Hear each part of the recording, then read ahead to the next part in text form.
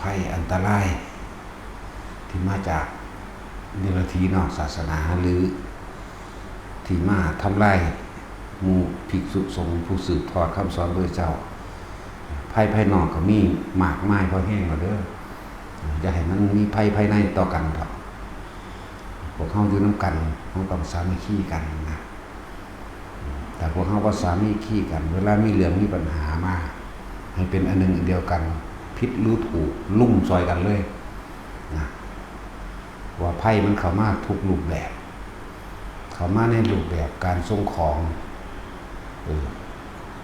สถานที่ของเขาไม่เป็นสถานที่เปิดอยู่แล้วเป็นบ้านหลักเป็นสถานที่ที่เป็นสาธารณะกุศลบุคคลก็เป็นบุคคลสาธารณะอยู่แล้วคือหลวงพ่อเนี่ยก็เป็นบุคคลสาธารณะสถานที่ก็เป็นสาธารณะแต่เฮาสิมีกฎระเบียบโดยนังกตามคือบุคคลที่เข้ามาบำเพ็ญกุศลหรือสาธารณกุศลประโยชน์เท่านั้นนอกนั้นถ้าเข้ามาโดยบ่มีการได้รับอนุญาตถ้าว่าทางกฎหมายคือต้องมีใบขอเขาตรวจคนมีตำรวจพอเฮาจึงจะให้เขาเพราะสถานที่นี้เป็นสถานที่ถ้าไม่มาในการบำเพ็ญกุศลหรือสร้างสาธารณประโยชน์ถือว่าบุกรุกเข้าใจป่ะล่ะถือว่าบุกรุกเราสิได้กรณีใดๆก็สั่งเขาตีละครั้งแม่งถือขอนมาทุกคนผิดรู้ถูกตีไปก่อนเพราะว่าจังได๋ก็สั่งมาในการทำลายทั้งนั้นแต่มาในลักษณะนั้นแม่นบ่ล่ะแต่เฮาบ่ปกป้องตัวเองไปสิมาปกป้องให้เฮาเพราะว่าซุมื้อนี้กฎหมายคนมีกิเลสได้ถือคนที่มีอำนาจในการถือกฎหมายคือคนมีกิเลสคนมีตัณหาคนหาอยู่หากินเลี้ยงลูกเลี้ยงเมียซื่อๆเด้แต่ว่าอาศัยอำนาจของเจ้าของมียศกฎหมายนี่ถ้าสิเว้าโดยตรงแล้วโดยที่ได้รับพระปรมาภิไธยที่พระเจ้าแผ่นดินผู้เป็นเจ้าของประเทศนั่นบ่ล่ะคือตั้งขึ้นมาสร้างขึ้นมาเอาไว้เพื่อประสานสมานมิตรเพื่อให้เกิดการเข้าใจซึ่งกันและกันในการอยู่ร่วมกันของประชาชนนั่นบ่ล่ะเพื่ออำนวยประโยชน์และให้เกิดความเข้าใจซึ่งกันและกันของประชาชนบ่แม่นตั้งขึ้นมาเพื่อให้ผู้ที่เข้าใจตัวเองว่าเป็นข้าราชการที่มีอำนาจในการจับที่มีอำนาจในการตรวจที่มีอำนาจได้หลายอย่างนั่นแหละแต่ว่าเขาใส่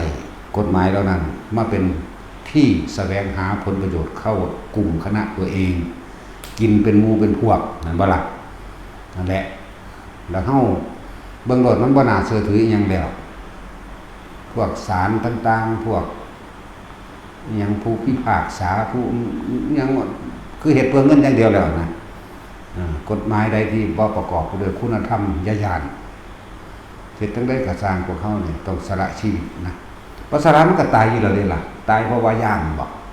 เฮาบ่ได้ตายเพราะว่าย่านเด้แบบเฮาก็บ่ได้ยอมยังง่ายๆเลยบ่มีการก็ว่ายอมแบบผิดคุณธรรมศีลธรรมแล้วบ่มียอมนั่นแหละกฎหมายของป่าไม้ก็ไว้เอื้อเฟื้อประโยชน์หรือเพื่อให้เกิดความเข้าใจซึ่งกันและกันระหว่างประชาชนก็เพื่อบ่ให้การบุกรุกก็เข้าใจแต่ว่าพวกเขาน่ะกลับนำมาใส่หาผลประโยชน์ใส่ตัวเองแม่นบ่ล่ะสรรพสามิตจังซี่จะไปหาต้นตอผู้สั่งของก็เขาเป็นผู้ส่งเองสั่งเองมันจะไปหาพอเขาเป็นผู้ขายเองและสถานที่ของเขาเป็นสถานที่ที่เปิดแม่นบ่เปิดเป็นสาธารณะหลวงพ่อนี่ก็เป็นบุคคลสาธารณะวัดนี่เป็นสาธารณะแต่เฮาจักให้เข้ามาเพื่อบำเพ็ญสาธารณกุศลประโยชน์เท่านั้นธรรมะในลักษณะนี้ให้ป้องกันตัวเพราะว่าการทำลายเสาะก่อนบ่ทำลายในพุทธศาสนานี่เข้ามาทุกรูปแบบสปก.ป่าไม้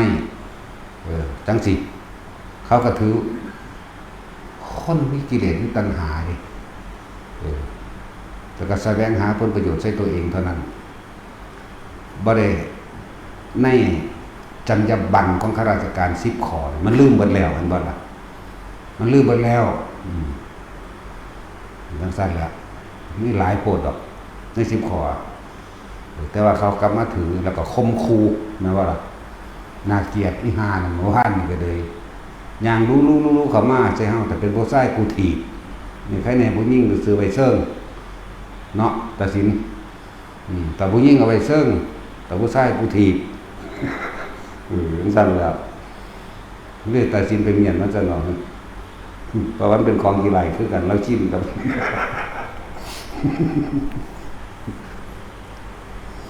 บอกว่าได้ญาตินี่สิบอกให้นะนั่นแหละก็ในเมื่อคนบ่มีคุณธรรมหรอกไม่จำเป็นต้องหวาดกลัวเพราะบ่มีคุณธรรมสิเกิดกลายเป็นสิ่งที่ปกป้องของเขาได้ฆ่าเสือร้ายที่คอยกัดกินคนอยู่ในป่าได้บุญกว่าเห็นบ่เสียเอาหยังมาบาปฆ่าคนเลวไม่บาปสัตว์โลดมีผู้เดียวเท่านี้กล้าเว้าอยากบ่ล่ะถ้ามันสิบาปเราจะรับผิดชอบเองอยากบ่ล่ะคนสั่งได้บาปเนาะพวกเฮาเฮ็ดนำบ่บาปดอกเฮ็ดโลดว่าสิฟาดเอาเองซั่นน้ามื้อวานนี่หามึงนี่บักหาอ้วนๆมันก็เลยโอ้ปุ้ยเก่งคักอะไรจังว่าคนมันมีตัณหาคนมันมีความอยากของบางของหลายๆอย่างที่ส่งเข้ามานี่เฮาบ่ได้สั่งจักอันแต่ว่าเก็บเงินปลายทางอันบ่ล่ะอันนึงแล้วอันใดที่บ่เก็บเงินปลายทางเฮาก็บ่เคยสั่งของหยังจักอันโทรศัพท์เฮาก็บ่รับโทรศัพท์ผู้ใดเลยนั่นแหละจังว่ามันเคลือบแฝงเข้ามาในทุกรูปแบบเด้อเฮาบ่เคยสั่งอีหยังกับไผเขาเจ้าส่งมาเอาเองแต่แม่นอันที่มันบ่มีหยังก็ดีเห็นบ่ล่ะจากบุคคลผู้มีศรัทธาไม้ก็เหมือนกันที่ป่าไม้มันมาอายัดไม้เฮาไม้ผมสั่นโคตรพ่อคนแหงบ่ปลูกไว้อุ้ยไม้ผมแหงหยกสันดานหมาเอ้ยเนาะมึงมาอีกนะมึงจะดีขึ้นไปดีๆอยู่บ่วะจังซั่นล่ะกูจังท้าทายมึงได้บักหามึงฮู้จักกูดีนะกูบอกมึงแล้วตัวว่าสู่กันเด้อมึงจะท่านะมึงยังท่าอยู่มึงได้มาไกลแถวนี้บ่ละบาดนี่ก็เห็นอยู่ตลาดก็ตีในตลาดนำเลยผู้สั่งที่บาปเองเข้าใจว่าล่ะรับผิดชอบเองมันสิขึ้นศาลเพราะรอยเถื่อบ่เด้อนี่เนาะสั่นแหละมันนำคำว่าเจ้าหน้าที่มาหาผลประโยชน์นำคำว่ากฎหมายมาหาผลประโยชน์นะแผ่นดินนี่เขาก็เอื้อเฟื้อคือพระเจ้าแผ่นดินจัดสรรที่ต้องกินครับมูลประชาชนพิษกับพิษตะกูผู้เดียวนี่บอกวัดนี่เนาะอันเขาปลูกยางทำนาทำสวนมันอ้อยบ่ผิดตะกูเฮ็ดวัดนี่ผิดโอ้ยลูกเขาอีแตกหมาโคตรพ่อโคตรแม่มึงกลมป่าไม้ทั้งเบิดเห็นอยู่ไสก็ตีรวดป่าไม้ในประเทศไทยนี่อยากให้มันเข้ามาแต่พอมาแล้วศูนย์ขึ้นรวด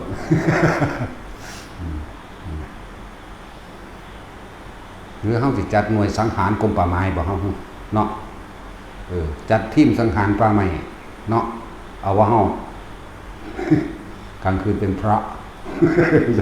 บ่แม่นเว้ยกลางคืนอาจจะเป็นผู้ร้ายก็ได้ผู้เฮาเป็นผู้ก่อการดีนะแต่ว่ากลางค่ำเป็นพระก็ได้กลางคืนนำเมียนแมงพวกนี้เนาะจังแหละกูเอาจริงกับสูนะกูบ่ได้เว้าเล่นเด้กูเว้าหัวๆนี่มึงมาโลดนั่นแหละมันก็ฟังโพดมันยังสิบ่ฟังตัวนี้หาวิธีมาเด้อหลากมึงอย่าตายสร้างมันว่ะจังว่าไพ่นอกศาสนาไพ่นอกก็มีเยอะแยะมากมายแล้วเด้อเห็นบางทีเฮาเป็นข่าวมาหลายหลวงพ่ออารมณ์กดถูกจับไปแล้วหลายร้อยชีวิตหลายพันชีวิตที่อาศัยอยู่ในหันเขาจะไปพึ่งพาอาศัยเขาก็ได้คิดถึงความเดือดร้อนของประชาชนเลยเข้าใจป่ะล่ะเขาไม่ได้เข้าใจเขาไม่ได้คิดถึงเขาไม่ได้ห่วงในความเดือดร้อนของประชาชนคนป่วยคนบ่มีบ้านคนบ่มีที่พึ่งพาอาศัยอีกแล้ว เขาจับผู้นำไปแล้วเขาเฮ็ดไปทัวไปแล้ว เขาเฮ็ดให้เกิดมีความผิดไปแล้วเราคนที่อยู่อาศัยในหันไปพึ่งพาไผก็ถือว่ากฎหมายนี่เอาไว้ก็เอื้ออำนวยประโยชน์ให้เกิดความเข้าใจซึ่งกันและกันบ่แม่นนำมาหาผลประโยชน์ฉะนั้นบุคคลผู้ใดเฮ็ดแบบนั้นขาเลยไม่สนใจหรอกสิบาปเองหรอกนะสารนรกเกิดมาหลายศาสตร์กูบ่เห็นตกเรือหรอกตัวก็แบ่งภาคเอาไว้ด้วยยากหยังเนาะมันทราบแล้ว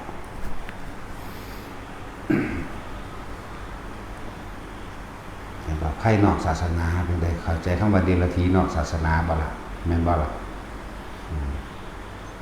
แต่ก็จะไปงึดจะไปงอจะไปแค่บุคคลภายนอกที่บ่ได้เขามารู้เรื่องอิหยังนำเฮาบ่จำเป็นต้องไปอธิบายให้เขามาเข้าใจหรอกเขาบ่ได้มาสร้างนำเฮาจักบาทจักสลึงหรอกคือจังเขาว่าจะไปใส่บาตรมันกูใส่กินน้ำพรแมวมันบอกโคตรพอคนแมวมันบอกสั่งนั่นบ่ล่ะมันใส่ละกูบ่ให้กินข้าวข้นก็ได้กูบ่ได้ยานอย่างนี้เนาะกินข้าวผีก็ได้ อะไรจังว่าคนที่บ่มีส่วนเกี่ยวของคนที่วันนึงสิไปแค่สิไปอธิบายเขาฟังบ่จำเป็นเด้อเนียนเลยเฮาสร้างโดยลำพังลำแข้งลำมือของเฮาเองเฮาสร้างด้วยมือ2แข้ง2ขาเฮาเองนั่นแหละหลายๆที่ถ้าเฮาไม่คิดเบิ่งคือหลวงพ่อหลวงกฎจังซี่ไปใช้ละคนป่วยบ่มีที่พึ่งพาอาศัยบัดนี้ก็เกิดการว่าเป็นปัญหาสังคมว่านี่เป็นภาระของสังคมว่าเนี่ยมันมีคนผู้นึงสอนกันมาและหลายๆวัดที่เพิ่นรับเลี้ยงเด็กน้อยอีกเนาะก็ไปหาเรื่องเพิ่นหลายๆหม่องอยู่ดิหรือสถานที่ปฏิบัติธรรมต่างๆที่มีคนเข้าไปอยู่อาศัยเป็นพันเราไปหาเรื่องเขาเจ้าหาเรื่องให้เพิ่นถูกจับมั่งหาเรื่องให้เพิ่นมีคดีนั่นนี่มั่งแล้วคนที่อยู่ในหันสิไปพึ่งพาอาศัยไผต่อไปบัดนี้มันเอาเรื่องปัญหาสังคมเนาะคนที่เป็นเจ้าของแผ่นดินคิดอย่างนึงเด้คนที่อาศัยอยู่ในแผ่นดินก็คิดอย่างนึงเนาะคนที่เป็นเจ้าของแผ่นดินคือว่าเจ้าแผ่นดินเพิ่นสิเอื้อเฟื้อประโยชน์ได้ท่านเป็นการสื่อสารที่ดีที่สุดในการผูกมิตรผูกน้ำใจไม่ตีต่อกันศีลคือการบ่รังแกเบียดเบียนข่มเหงผู้ใดให้เกิดความเดือดร้อนและเสียหายธรรมะความคมจิตคมใจจากอารมณ์ต่างๆที่กระทบกระทั่งนั่นบ่ล่ะนะครับมัจฉะความเอื้อเฟื้อเผื่อแผ่ไม่ตระหนี่ถี่เหนียวแม้กระทั่งน้ำใจอย่างต่างๆซึ่งเจ้าฟ้ามหากษัตริย์แต่ละพระองค์เป็นผู้ทรงทัศพิธราชธรรมนี่เอื้อเฟื้อประโยชน์แต่ว่าคนที่เป็นตัวแทนเพิ่นนั่นน่ะกับนำคำว่ากฎหมายมาข่มเหงรังแกประชาชนเอาเปรียบนำมาหาผลประโยชน์ใส่ครอบครัวตัวเองนั่นบ่ล่ะทั้งสั้นละเพิ่นก็เอาทำเป็นใหญ่อีกเด้คือเอาความจริงแล้วก็คำว่าทำเป็นใหญ่ของเพิ่นคือความจริงในปัจจุบันมันความจริงโดยกรรมมันความจริงโดยแล้วก็อย่างนึงคือมีเมตตามีกรุณาอยู่แล้วมีมุทิตาอยู่แล้วมีอุเบกขาอยู่แล้วนี่เห็นบ่ล่ะใช่แล้วเอื้อเฟื้อประโยชน์แก่ทุกๆคนนั่นแหละเป็นจังซั่นแต่ว่าพวกได้รับสุดสีกากีเนี่ยมันเป็นสีดินเด้เพิ่นให้ทำตัวเป็นกลางดุจดังดินได้แผ่นดินใครจะทำดีและร้ายให้วางใจเป็นกลางเด้เข้าใจบ่ล่ะสีกากีสีแท่นของข้าราชการข้าแปลว่าผู้รับใช้เด้ผู้รับใช้ซึ่งเป็นตัวเอกตัวแทนของพระราชาเด้ราชะเข้าใจว่าคำว่าราชะข้าราชการะตัวแทนรับใช้ของพระราชาเด้มันมาจากคุณหลักศัพท์มันแต่ความจริงก็มาจากคุณนั่นแหละยาเสพติดทำลายชีวิตและประสาทมีมากมายแต่ว่าบ่พากันลุยบ่พากันไปจับบ่พากันไปหาปราบปรามให้มันสิ้นซากแต่ว่ามาหาจับพระไล่พระออกจากวัดไล่พระออกจากป่ามาหาเรื่องผิดวินัยมาหาเรื่องต่างๆในบ้านซึ่งเห็นกาดเกินพวกเมายาบ้าพวกติดยาบ้าฆ่าพ่อฆ่าแม่ฆ่าหาลูกป่าเอาฆ่าปู่ฆ่าย่าฆ่าตาฆ่าย่ายเป็นหยังคือบ่มีสมองไปทั้งนั้นแหมนั่น ล่ะร่วมกันที่เพราะว่าสุสึกรมใดก็สร้างเมียสุมันหยังเนาะสัมปทานมิตรของนี้ภาษีซั่นก็สูนั่นแหละเป็นผู้หาทรงแล้วก็ไปหาจับเอาสิไปหาสืบต้นตอกระสูนั่นแหละเป็นต้นตอมันบ่ล่ะยาบ้าเพราะเบิดกับพวกสูนั่นแหละขายไปเลยแม่นบ่ข้าราชการนั่นแหละบ้าไม่หายหมดกับสูนั่นแหละเป็นผู้ทำลายแม่นบ่ล่ะสูข้าราชการนั่นแหละแล้วต่อไปสู้ก็จะได้เป็นปวกเป็นหยังกินน้ำปลาใหม่เวลาไฟใหม่ถ้านั้นมาสู้ก็จะใหม่ตายกันเข้าใจว่าล่ะนั่นแหละวัดว่าศาสนาถูกทำลายลงจากคนเห็นแก่ตัวคนเห็นแก่ตัวคนถือกฎหมายเป็นคนเห็นแก่ตัวอยู่แล้วเห็นบ่ถ้าไม่เห็นแก่ตัวก็บวชทันตัวเนาะแม่ว่าล่ะมันสั่นตัวมันซ้ำอีกมันดีว่าสีซ้ำอยู่เรื่อยๆปวดแม่มันไปเสียสละมาทั้งใดยังเขาเอิ้นยังกรมสรรพสามิตบ่กูไปเห็นบาสู้แลนซอยน้ำท่วมเด้กูไปเห็นสู้ไปซอยทหารรบกันเด้สู้ซอยคนทุกข์คนยากสร้างโรงพยาบาลทั้งใดเลยเนาะบาแมงเบิดนั่นแหละป้าใหม่หมู่นั้นน่ะมองใดมันไปหาซอยน้ำท่วมเลยมองใดมันไปซอยคนป่วยเลยเนาะมองใดมันไปซอยทหารรบเลยบ่ว่าแมงเบิดนั่นแหละจะเข้าใจว่าเจ้าของเป็นเจ้าชีวิตคนแม้กลางขึ้นกวนบาดโตกลางเด้คนแท็กซี่ได้บักหาอ้วนๆอีห่างคือกันบ่ฮู้จักกาลเทศะหยังแล่นลู่ๆๆเข้ามาใส่พระนี่เข้าใจบ่ล่ะมันอ้างว่ามันฮู้จักมึงได้แท็กซี่มึงบอกชื่อได้รู้จักบ่ล่ะอีอันนั้นมากับแท็กซี่นั่นว่ามึงอ้างโลดกูบ่ทันได้แล้วเด้พวกนี้ให้ทนายสั่งฟ้องได้เลยอย่าไปบอกตำรวจก็ซอยกันแมงก็เอาล่ะด่าแมงเบิดแล้วอยู่นี่ก็เลยสั่งฟ้องได้ตัวทนายฟ้องเอาเลยก็ได้ตัว 4-5-6 คนบักฮานั้นมันกินเงิน2ฝ่ายมันตายแล้วล่ะบักฮานั้นบักเฮาสั่งมันนั่นน่ะเขาเอิ้นหยังบักเสี่ยงบ่บักเสี่ยงตายแล้วบ่เอาไปเห็นว่าเพลงเขาร้องอยู่นั่นเนาะนั่นแหละทำให้เหตุไปตามเขาสั่งกับหลายอย่างเลยตัวปานนี่นั่นแหละตอนนี้มึงมาด้วยกูมีส่วนตัวกูดบาดนั่นแหละสั่งได้สามารถฟ้องได้เขาเข้าใจว่าเฮานี่บ่ได้เรียนหนังสือเขาเข้าใจว่าเฮาเป็นลูกบ่มีพ่อบ่มีแม่เนาะ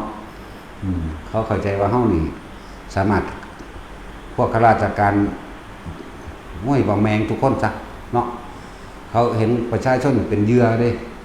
เป็นเหยื่อในการสิแสวงหาเงินนะเขาบ่เข้าใจในความเดือดร้อนหรอกเงิน100-200นี่เขาบ่ได้คิดถึงว่าผู้ใดสิเดือดร้อนได้เขาจะหาวิธีเอาจนได้มันว่าเท่านั้นเด้คุณมันปรับไปแล้วเท่าใด 6,000 บ่ 60,000 บ่ยังบอกไปเด้มาเอาบักลาบ่ได้ตีนบัดนี้สัตว์แม่บัดนี้มันสิแฝงเข้ามาในการทำลายพุทธศาสนาพวกนี้เดี๋ยวก็หาเรื่องนั้นเรื่องนี้ ฉะนั้นพวกเฮาสามัคคีกันเด้อมันคอยเป็นมาเรื่อยจะไปสอนคนบ่มีศีลธรรมถ้ามันบ่มีเฮาก็บ่มีคือกันนั่นแหละถ้าเฮาจักว่าสิ่งนี้ควรสิ่งนี้ไม่ควรเอาเลยเนาะนั่นแหละอันใดจิตที่คนข่มก็ข่มบุคคลผู้คนปราบก็ปราบเลยสมัยพุทธกาลก็มีเด้ล่ะพระเจ้าปัสเสนที่โกศลไปรับซวยของเขามารับทองคำของเขามาตลอดทั้งของใส่อย่างต่างๆเพิ่นมองบ่ได้การไกลพระพุทธเจ้าให้เนยยะมหาบพิตรไปรับทองคำเขามาหาเหลี่ยมเกวียนตลอดทั้งเครื่องใส่ของสอยหาประมาณบ่ได้เยอะแยะมากมายฮู้เฉพาะว่าในการข้างหน้าเมื่อเขาสั่งสมซุ่มกำลังได้เพียงพอแล้วเนี่ยอย่าว่าแต่ชีวิตของมหาบพิตรเลยบ้านเมืองลูกเนี่ยทั้งหมดนี่เขาก็ต้องเข็นฆ่าและทำลายเอาให้สิ้นทองคำนี่ทรัพย์สมบัติที่เขาได้เอามาบรรณาการให้แก่มหาบพิตรนี่เหมือนกับเขาฝากไว้เฉยๆแล้วเขาจะกลับมาเอาคืนในภายหลัง โดยจะสำคัญข้อความนั้นเป็นไฉนมันขึ้นนึกได้ทันตัวสังสันตติอมาตย์ขาแมงเลยเนี่ยทั้งสั้นแล้วขาเบิดหันตัวสันตติอมาตย์ขาแล้วได้เก็ดมือแล้วก็บรรลุอรหันต์ไหมเนาะมวยเฮาก็ขาบรรลุอรหันต์ได้คือกันตัวจะอ่อนแอนะเข้มแข็งแต่อ่อนโยนทั้งในแล้วก็มีเมตตาอยู่ทั้งในพุ่นล่ะเขาอาจจะแข็งกระด้างกล้าบ้าบินแต่ว่าในที่สุดแล้วมันมีจุดหนึ่งอยู่ข้างในเฮาพุ่นล่ะจุดหมายของเฮาต้นนั้นแหละเป็นอุดมคติต้นนั้นแหละเป็นโพธิสัพพัญญูของเฮาเองเฮาบ่ได้ยากเป็นนิดเลยนั่นแหละถึงว่าเฮ็ดโลดลึกเข้าไปก็นั่นเขาบ่รู้ดอกภาษาหาเลี้ยงลูกเลี้ยงเมียนี่ซื้อสิรู้แม่นยังระดับมุสาวกก็บ่รู้ซะเลยซ้ำไปอะไรว่าล่ะทุกอย่างมันแฝงลึกเข้าไปข้างในนั่น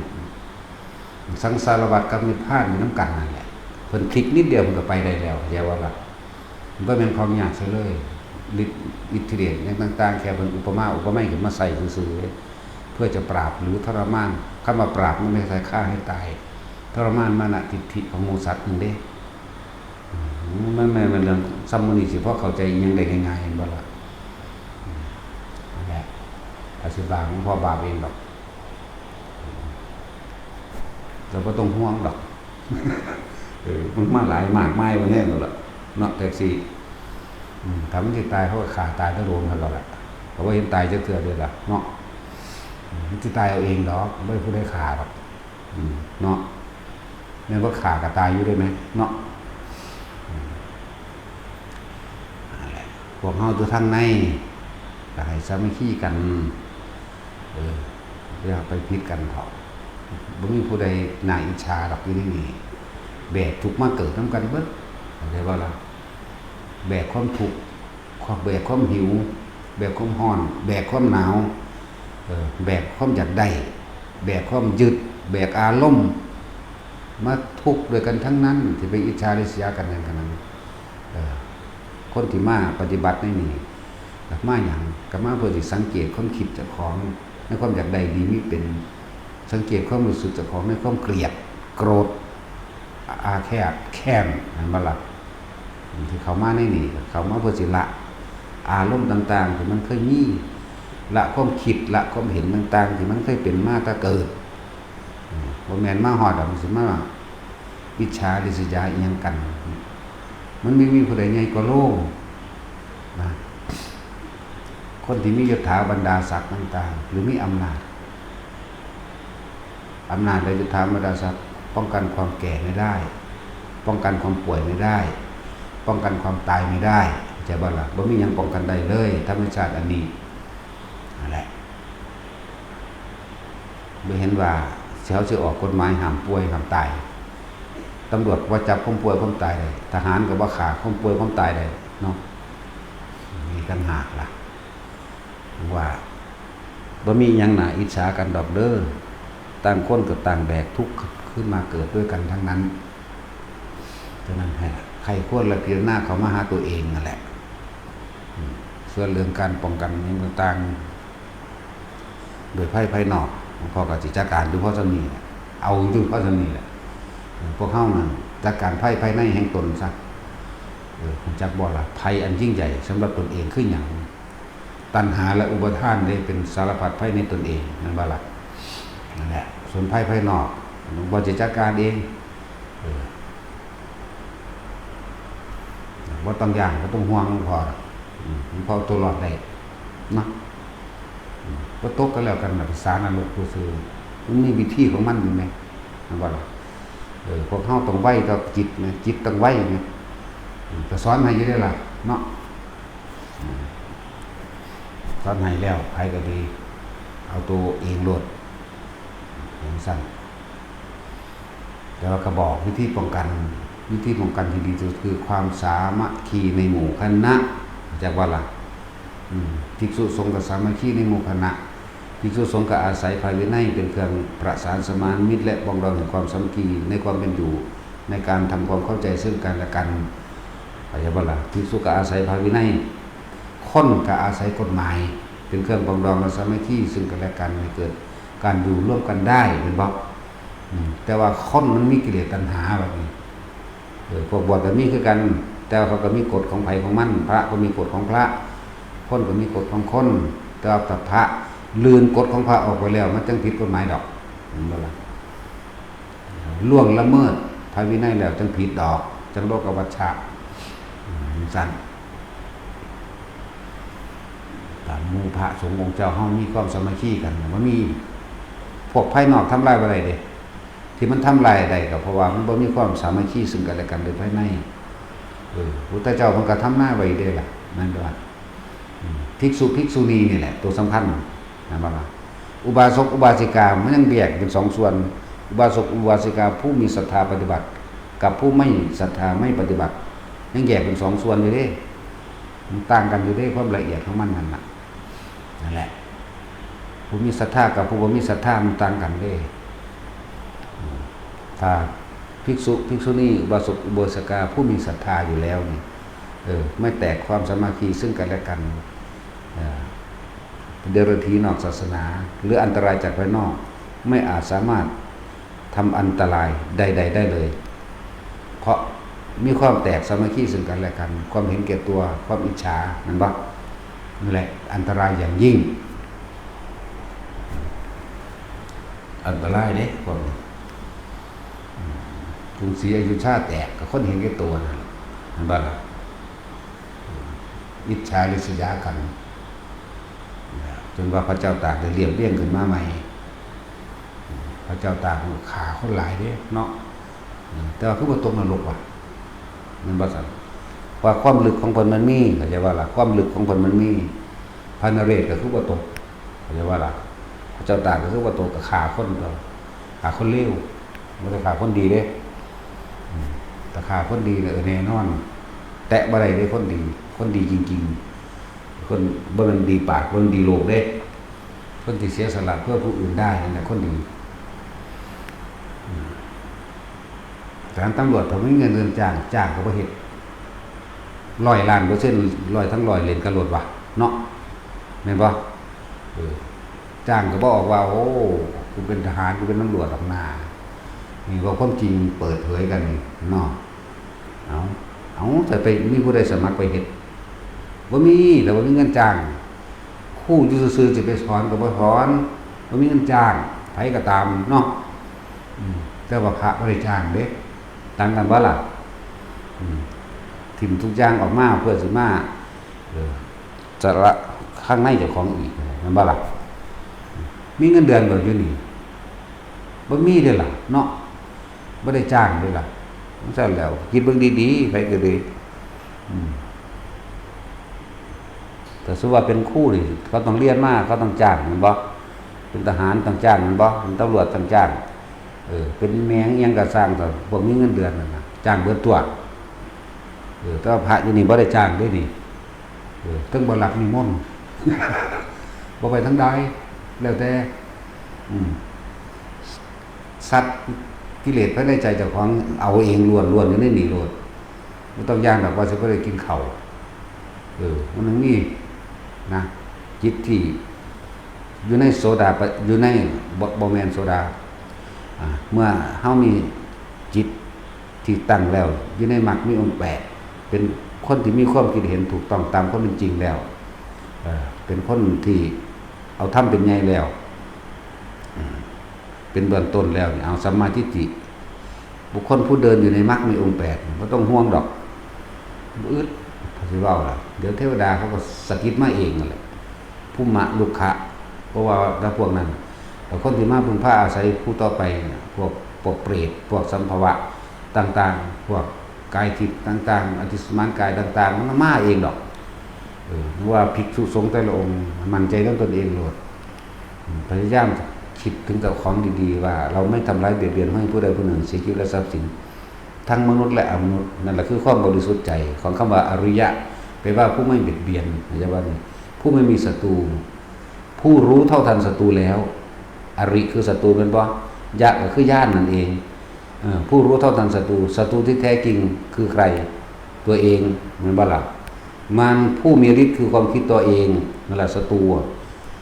บัดนี้ค่อยขจัดภัยในตนเองตัวถ้าพวกนี้ตั้งมั่นมักมีองค์แปดบุคคลผู้เป็นอยู่โดยตามความเป็นจริงเรื่องว่าบุคคลผู้เป็นอยู่โดยธรรมอาศัยแล้วเดินตามแล้วซึ่งหนทางทั้งแปดอันเป็นวิสุทธิมรรคหนทางแห่งความบริสุทธิ์แล้วเดินอยู่ไม่หยุดไม่หย่อนก้าวย่างอยู่โลกย่อมไม่ว่างจากพระอรหันต์เข้าใจว่าละบาดไม่ว่างจากผู้วางมือจากบาปบ่เป็นพระอรหันต์หันเป็นภาษาไทยเป็นพระอรหันต์หัดเนี่ยแปลว่ามือหัตถะคล้องพิภพเนี่ยเข้าใจว่านี่มือเป็นผู้วางมือแล้วจากบาปคนคือว่ามือจากบาปแสดงว่าบ่มีโลภคนบ่โลภบ่ฆ่าสัตว์ดอกคนบ่อยากได้บ่ฆ่าสัตว์ดอกบ่ลักดอกบ่ด่าคนดอกมันว่านั่นแหละเรื่องอรหันต์บุคคลผู้เดินตามหนทางอันบริสุทธิ์ในแปดสายนี่แปดเนื้อยะนี่ธรรมะทิฏฐิกัปโปกัมมันโตอาชีวะวัจโมสติสมาธิเนี่ยโลกจำบ่วางจากพระอรหันต์นั่นแหละว่าพระเฮาน่ะภิกษุสงฆ์เฮาน่ะอยากให้ศีลบริสุทธิ์ก็ต้องไปคิดเรื่องว่ากูสิงดเว้นนั่นนี่กลับมาเลยลมหายใจเลยอยู่กับลมหายใจอยู่กับความรู้สึกในกายนั่นแหละบริสุทธิ์ไม่มีความคิดใดๆที่จะไปเบียดเบียนทำร้ายให้ผู้ใดผู้หนึ่งเสียชีวิตและทรัพย์สินนั่นแหละความบริสุทธิ์อยู่ตรงนั้นบริสุทธิ์ต้องบ่คิดใช่ว่าล่ะต้องบ่คิดในการที่ไปเบียดเบียนใครต่อมาเฝ้าสังเกตใจของเองในความรู้สึกเจ้าของเองสังเกตความคิดเจ้าของเองเมื่อมันไปกับดึงหรือคิดเข้ามาสู่ลมหายใจปั๊บทำให้บ่อยทำมากด้วยกับเข้าใจเองรู้เองเฮาสิไปตกอยู่สถานที่ใดก็สร้างบ่ตายก็แล้วกันนะถ้าบ่ถึงคราตายจังว่าล่ะบ่อดอยากก็แล้วกันนะสาวกของพระพุทธเจ้าสาวกแปลว่าผู้เดินตามเด้บ่แม่นบวชดอกเอิ้นว่าสาวกเด้เข้าใจบ่สาวกะนี่แปลว่าผู้เดินตามต้องกระทำตามคิดตามพูดตามและกระทำตามเลยไม่ว่าจะไปตกอยู่ณสถานที่ใดคำว่าอดอยากไม่มีเลยจังว่าล่ะบ่มีแต่ถึงจะใส่ชุดบาดนี้ใส่ชุดเหมือนพระพุทธเจ้าที่จะเข้าใจว่าเป็นสาวกเลยแต่เขาไม่ได้เดินตามเขาไม่ได้ทำตามมีการปลุกเสกเลขยันมีการใบหวยมีการสั่งของขังมีการสั่งพญานาคให้คนบูชามีการดูหมอดูดวงมีการเป่ามีการซักไล่ซักลิ้งต่างๆพวกนี้อดอยากแน่นอนเขาหิวกระหายไม่มีวันพอไหมมันว่าสันเขาเป็นทาสแห่งความอยากของตนเองและเขาเป็นทาสของผู้อื่นนั้นด้วยเมื่อเป็นทาสตนเองก็เป็นทาสผู้อื่นพอนั่นว่าล่ะเขามาให้ดูหมอกูก็รู้มั่วตัวไปตามตำราภาพนั่นว่าสันโอ้ยอีตาภาพสีขาดตาขาวคนอื่นก็หากินน้ำข้นงูเนาะนั่นสั่นแหละขึ้นบ้านไม้ตั้งเสานั่นเสานี่นั่นว่าล่ะตั้งเสาเอกเสาโทเสาตีจัตวาพลังมันคือว่าตั้งมันก็เห็นโลกแม่เนาะแม่มองไกลๆแม่มันเป็นบาถ้าเป็นในเมืองนี้บ่ในประเทศนี้บ่นะขึ้นบ้านไม้ยังสิเฮ็ดแล้วก็ยังก็พากันอ้อมบ้านอยู่ตอนสร้างเขาเฮ็ดเขาก็นอนหลับโกนตาอยู่เนาะจังซี่ล่ะต้นย่อต้นคูนกับต้นไม้นี่สิไปย่อไปคูนทางใดเห็นบ่ล่ะ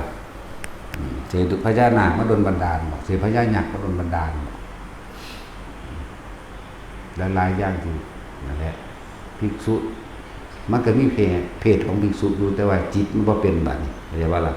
จึงไม่ได้เรียกว่าสาวกได้ผู้กระทำเดรัจฉานไม่ใช่อะไรแบบนี้เดรัจฉานสัตว์นี่มันหากินอย่างเดียวเลยมันบอกเป็นวิชาของสัตว์หรือเป็นความรู้สัตว์นะคือหากินอย่างเดียวโดยบ่ได้รู้ว่า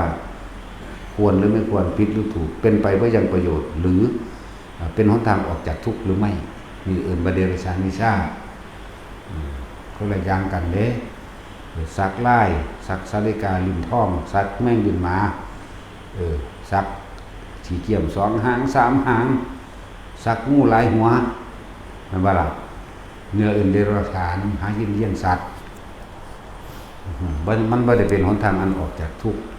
คนเฮานั่นน่ะเขาก็แสวงหาท ที่สิหนทางดับทุกข์อยู่แล้วแต่ว่าไปเพิ่มทุกข์ให้เขาโดยการกล่อมเกลาเกลี้ยกล่อมให้เกิดการบวงสรวงให้เกิดการบูชาไม่อาจสามารถที่จะพึ่งพาตัวเองได้แต่เป็นพึ่งพาสิ่งอื่นพึ่งพาเดรัจฉานบ่เห็นบ่ล่ะแต่เดรัจฉานก็สันทยนาก็งูไหมผู้ใดจะว่าเทพเด้เทพมันก็ทั้งใดนั่นแหละบูชาพญาสร้างให้เขาโดนบันดาลพญางัวบ่นั่นบ่ล่ะเขาเห็นอยู่ตัวว่าแม่นบ่แม่งสร้างงอกไหมคนอ้วนๆตั้งปังแล้วมาเห็นง่วงใส่กันนั่นแหละเขาเอิ้นแม่งสร้างงอกมันเป็นแมงยังล่ะบรรยากาศยังกุมารทองสายเด็กน้อยสำนั้นมันสิไปหายังให้แม่สู้ได้แม่นบ่ซั่นกุมารทองนะมันก็หากินเองบ่ได้มันเป็นโรคขาดสารอาหารตัวน่ะอังฟังเยอะนะแม่นบ่ได้สิแล้วสารพัดแต่เขาสิแต่งขึ้นมานั่นแหละเดรัจฉานวิชาเด้อวิชาที่สัตว์เดรัจฉานใช้ทำมาหากินกันสัตว์ที่มันกินอย่างเดียวเด้กินกามแต่ว่าบ่มีเกียรติคือคนเหมือนว่านี่กินกับกามแต่ว่าคำว่าเกียรติเนี่ยอันพวกคนนั่นแหละต่างมาเนาะสั้น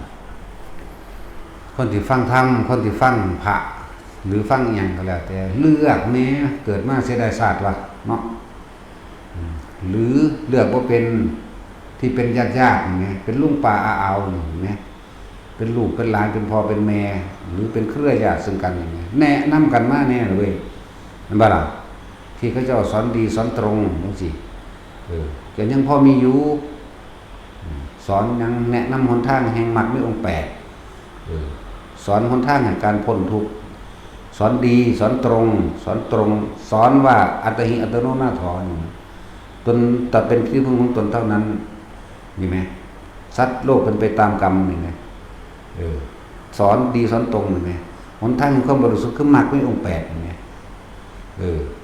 แต่ว่ามีหลายโยกสินับได้เยอะกับแค่10เนาะหลวงพ่ออินทวายแน่หลวงปู่เยือนแน่หลวงพ่อเยือนแน่ดำๆนะคนทริงนะ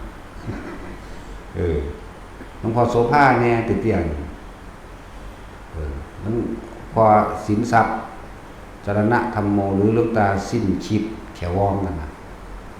ทั้งสั้นแล้วหลวงพ่อประโมทบ่มวนแล้วก็อยู่ชลบุรีหลวงพ่อสุชาติอภิชาโตบ่มวนหลวงพ่อขั้นชิดมื้อนี้ยังก่อนผู้ยังวะผู้ไม่หาวแสดงเบิดพูดแล้วเอาไม้น่ะเฮ็ดห้าวขึ้นว่าขั้นชิดน่ะก็เอาเล็กเอาเนื้อเฮ็ดน้ำหยังก็ตะไม้เฮ็ดหลายนี่ก็เลยเนาะเพิ่นว่าเฮาบ่จักกันมื้อแม่นเด้บอกให้ถามว่าวินิหารเพิ่นนั่นให้ผู้เดียวอยู่เอาบ่แม่งเบิดนี่ไปอีกบ้านนี่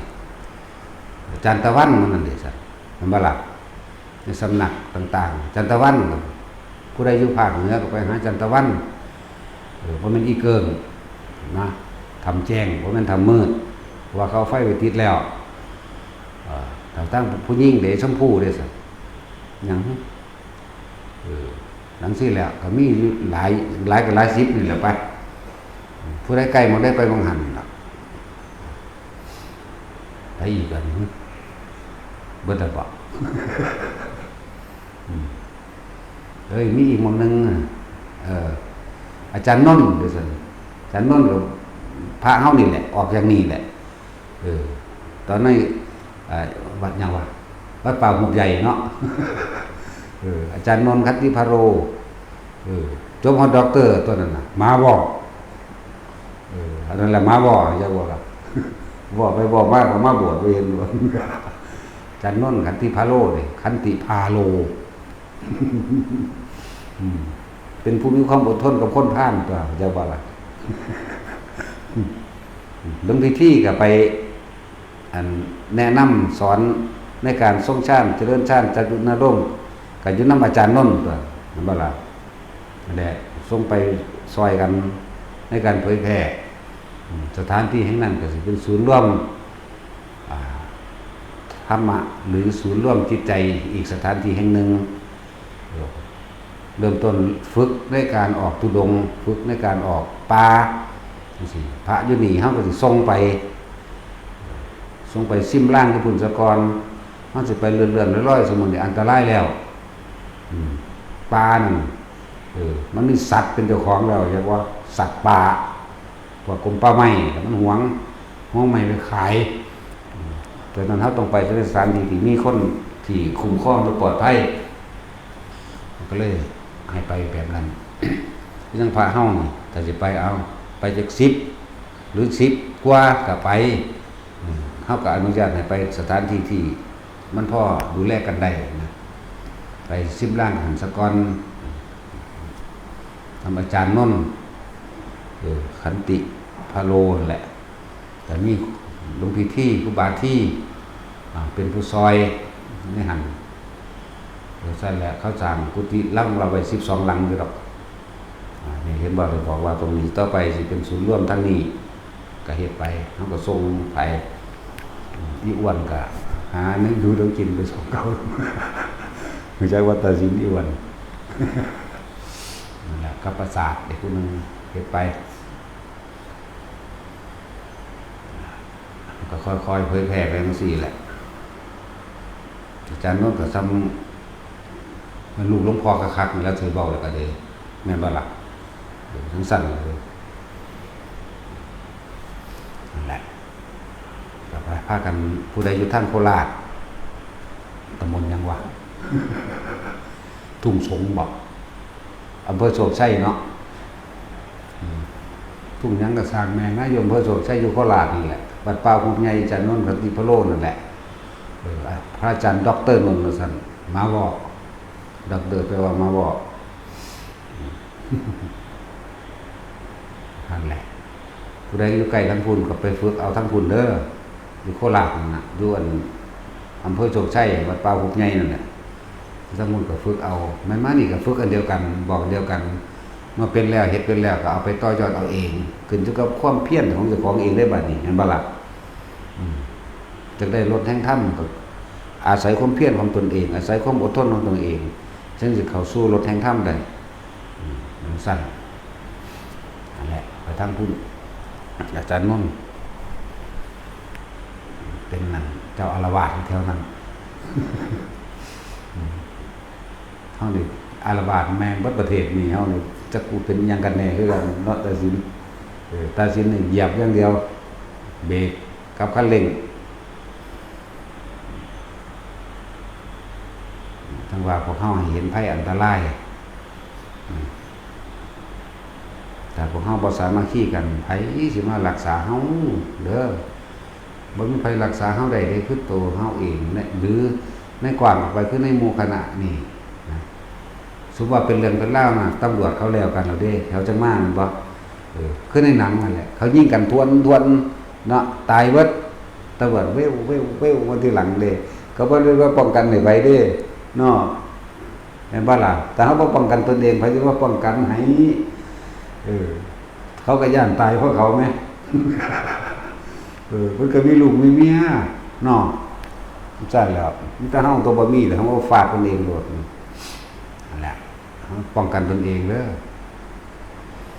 เกิดมาตายเหมือนเดิมนั่นแหละเฮ็ดจังได๋ก็สร้างขอได้สาระชีวิตเพื่อคนมากมายพวกคนบ่มากประชาชนคนทั้งหลายดีกว่าอีกดีกว่าตายเพราะเป่าเนาะมันบ่เป่าเด้ก็ตายอันน้ำอันตัณหากิเลสตัณหานี่เนาะแต่ว่าเฮาตายโดยอุดมคตินำพาบุคคลขึ้นสู่ธรรมนาวาอันเป็นหนทางเข้าสู่พระนิพพานได้เอาหน้าตายก็ตายหน้าผู้ก็ตายมาโดนคักแล้วล่ะนี่แต่มันอยู่ได้นี่อย่าอิจฉาริษยากันเถาะต่างคนต่างแลนหาที่พึ่งทั้งใจเนาะมีหยังก็แบ่งปันกันกินไปกินก็กินไปตายนั่นแหละบ่กินไปเป็นหยังดอกเนาะแล้วก็ภัยอันตรายที่ออกมาจากภายนอก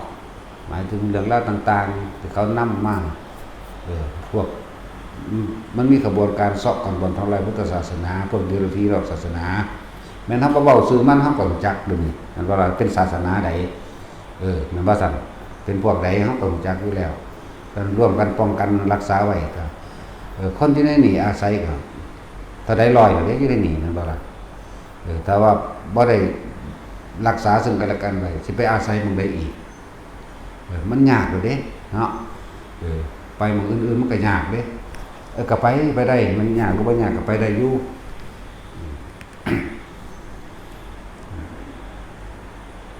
แต่ละหม้องหมายถึงทุกสถานที่นี่แหละพากันสามัคคีกันหลวงตาชินทรัพย์หลวงตาเขียวว่องมาไปเลยพวกเป็นลูกศิษย์ลูกหาเนี่ยหั่นก็สามัคคีกันอย่าไปอยากใหญ่เถาะอย่าไปหาแมวอย่างเดียวนี่ด่าแมวหอดทำอย่างอื่นพุ่นเนาะสามัคคีกันรักษาป้องกันซอยกันตัวเกิดภัยอันตรายขึ้นลุ่มตีแมงโลดพวกเขามียศถาบรรดาศักดิ์มันก็บ่ป้องกันค้อนซึ่งหัวแตกได้ดอกนั่นบ่ซั่นมันก็บ่ป้องกันปืนได้ดอกป้องกันมีดได้ดอกบ่ป้องกันป่วยกันตายได้ดอกนาจะไปย่านหลายอันพวกจังซั่นเพราะว่าคนมันย่านเดี๋ยวนี้ก็มันสิปล่อยให้พวกนอกศาสนาเขามาทำลายได้ตำรวจเขาก็เอิ้นนอกศาสนาได้แต่บอกเขามาปฏิบัติเนาะมันธรรมดาเด้ภาษาคำว่าพุทธศาสนาแต่สำเนาทะเบียนบ้านนั่นแต่ทำลายเห็นบ่ล่ะ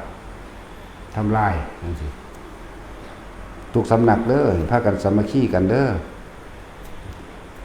ข่าวต่างๆเขาหาเรื่องมาเห็นบ่หลวงปู่เมืองมันเห็นบ่ล่ะ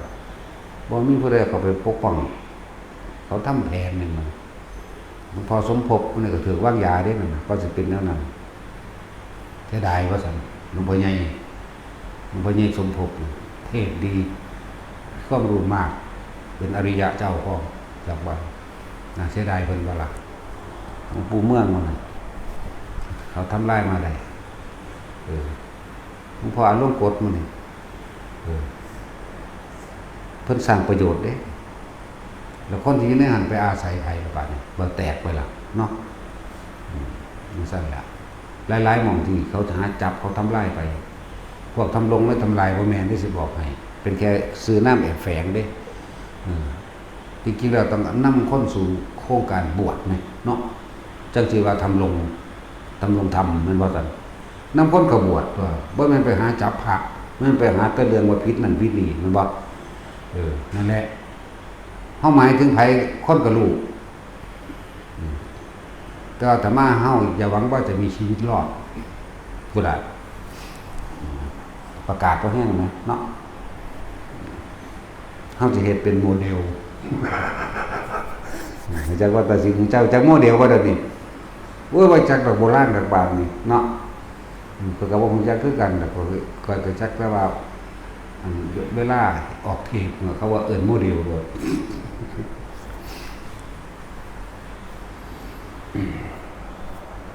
หันเข้ามาเรื่องของตัวเองอันตรายภัยใหญ่หรือมารทั้งหลายผู้มีฤทธิ์ที่ทำลายเรานะก็คือความคิดของเราเองเด้อมารผู้มีฤทธิ์คือความคิดของตัวเองไม่ต้องไปโทษใคร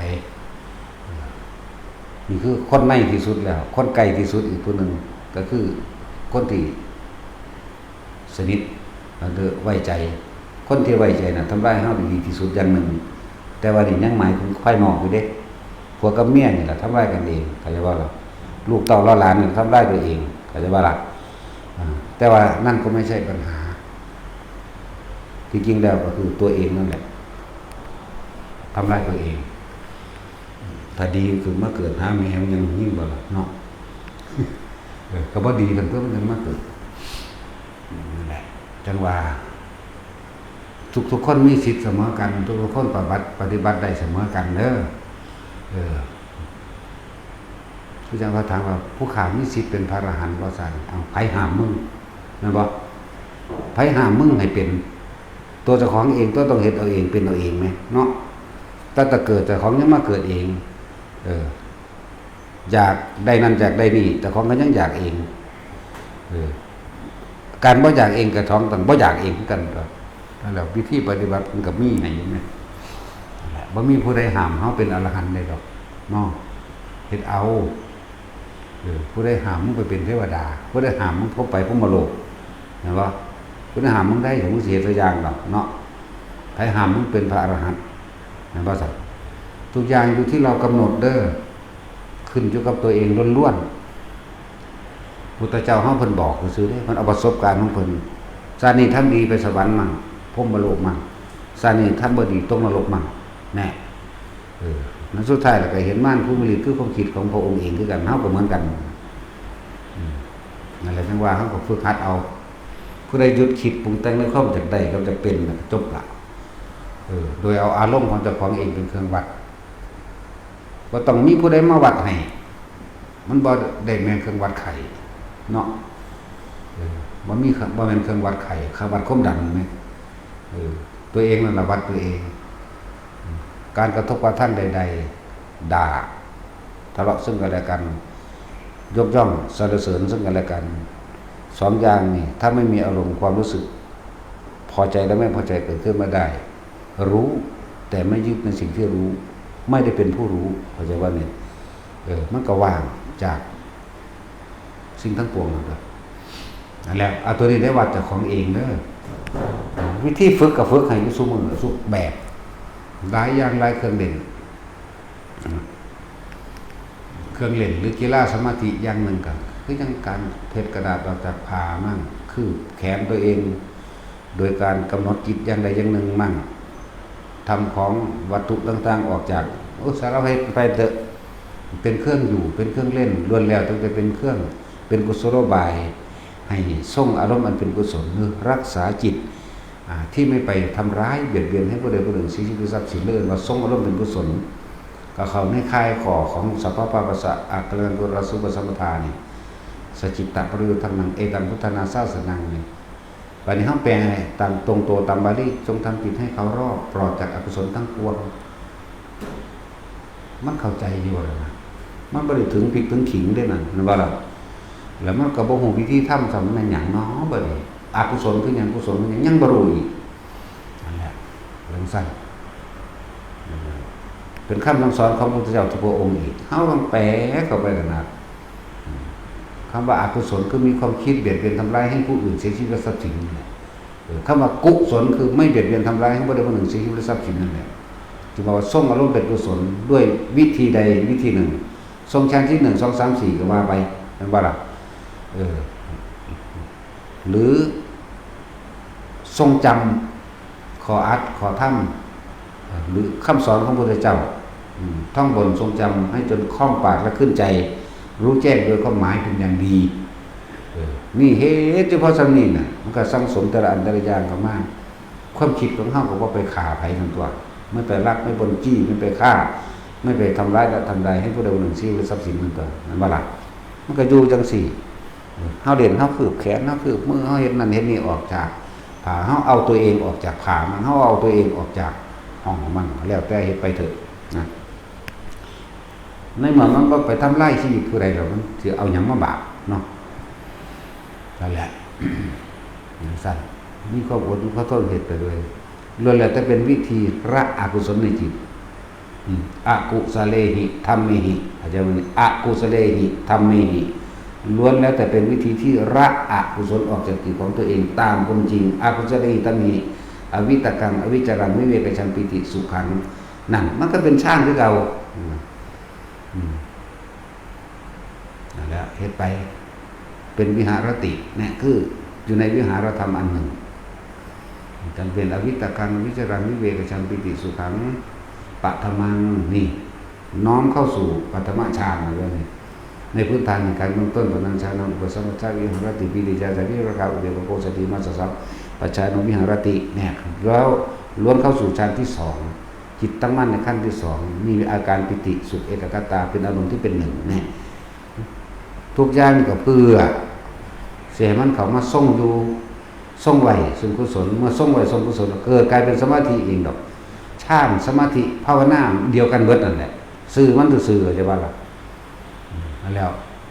สื่อมันสื่อเด้สื่อต่างๆจะไปแยกนั่นนี่มันเถอะฝึกให้มันเป็นเถอะไปมามันสิบ่มีสื่อจักอย่างเองหรอก